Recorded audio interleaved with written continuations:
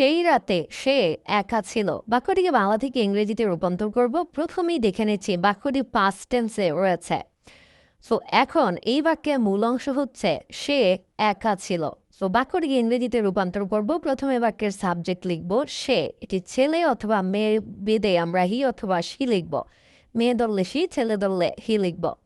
এরপর আমরা অস্তিত্ব বা অবস্থান এইটি বোঝানোর জন্য এই ছিল ছিল অর্থ এর কারণে আমরা এখানে ওয়াজ ব্যবহার করব। এটি বিভার্ব থেকে এসেছে। কি কারণে আমরা ওয়াজ ব্যবহার করেছি? অস্তিত্ব বা অবস্থান বোঝানোর জন্য। তাহলে শি ওয়াজ।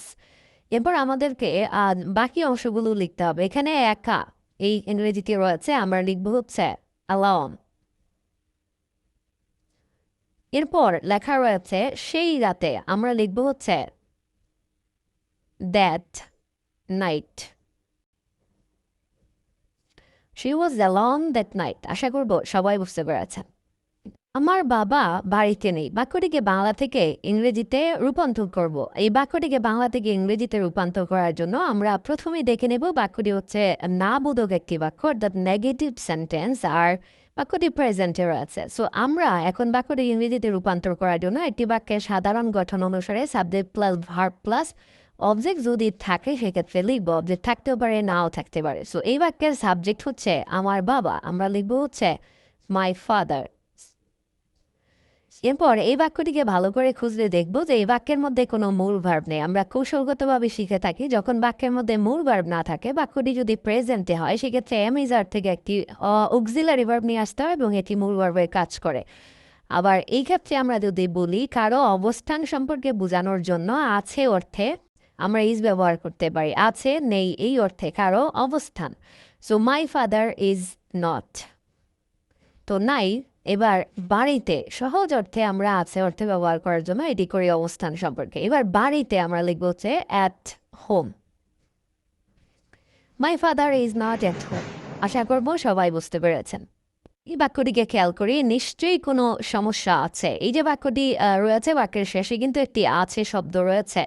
তো আমরা এখন এই বাক্যটিকে ইংরেজিতে রূপান্তর করব নিশ্চয়ই কোনো সমস্যা আছে, নিশ্চয়ই কোনো ভুল আছে, নিশ্চয়ই কোনো কারণ আছে, নিশ্চয়ই কোনো সমাধান আছে।